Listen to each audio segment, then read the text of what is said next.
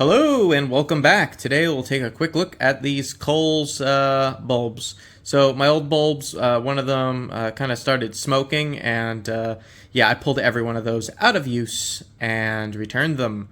So hopefully these don't do that. These are from the major supermarket here in Australia. Hopefully they're good. Let's take a quick look. I don't think I'll expect much except 2 bulbs, which is exactly...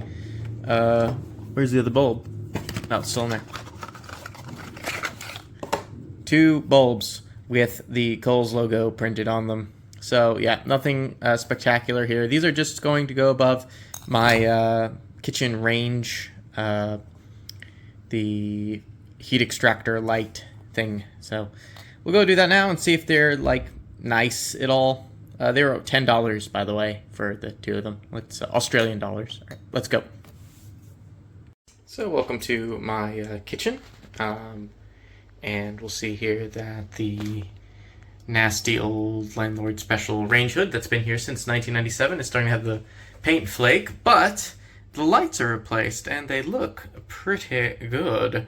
I don't think it's capturing well, but they are a nice warm white, which I like very much. And for $10, hopefully these last a few years, and I'm pretty happy with them.